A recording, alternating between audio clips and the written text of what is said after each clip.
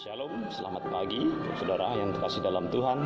Pagi ini kita mau melihat kebenaran firman Tuhan di dalam Habakuk pasal yang ketiga, ayat yang ke-17 sampai dengan ayat yang ke-19.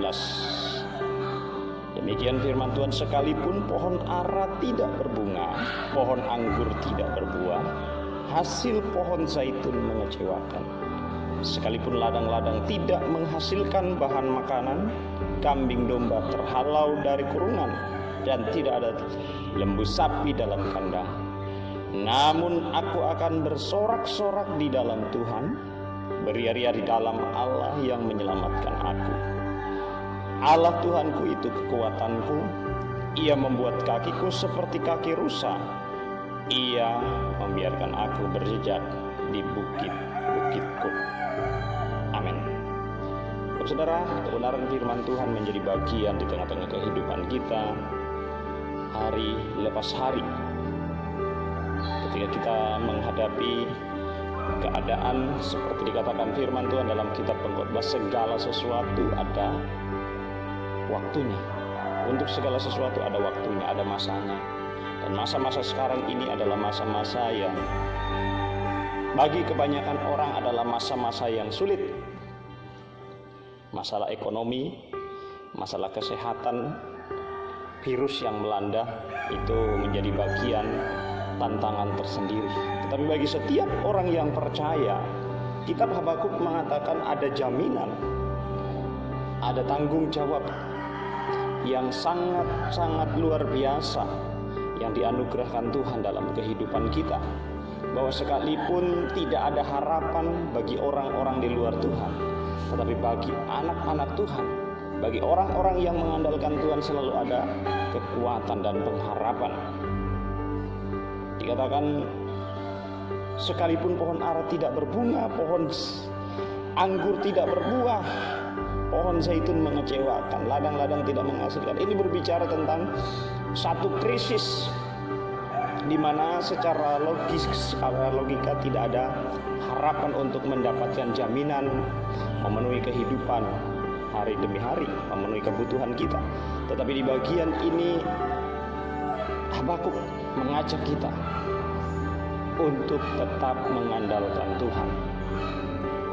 Dikatakan, namun aku akan bersorak-sorak di dalam Tuhan, beria-ria di dalam Allah yang menyelamatkan aku.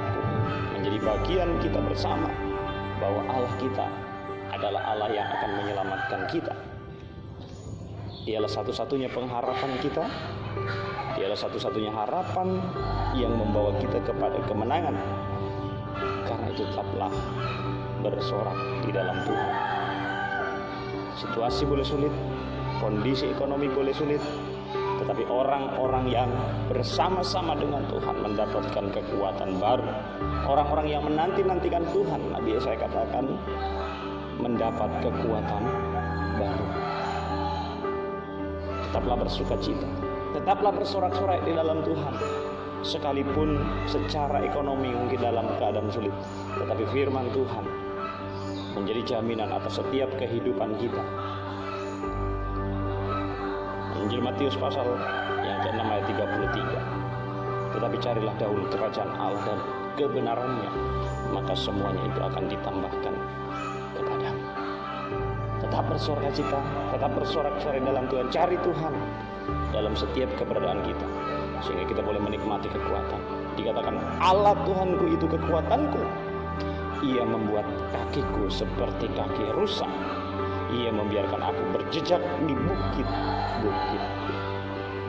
Ada kekuatan yang besar bagi orang-orang yang hidup di dalam Tuhan.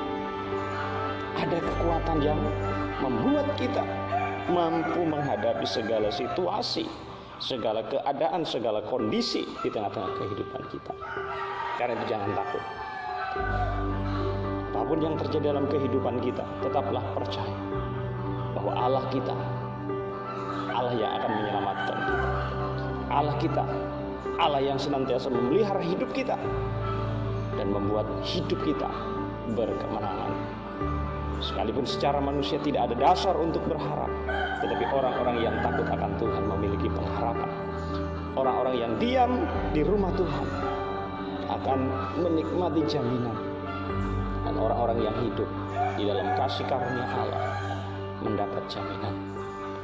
Filipi 4 ayat 19 menjadi bagian setiap kehidupan kita. Allahku akan memenuhi segala keperluanmu menurut kekayaan dan kemuliaannya di dalam Kristus Tuhan.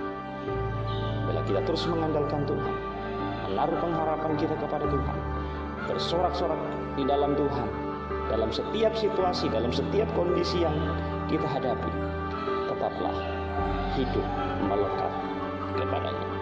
Tuhan Yesus memberkati kita.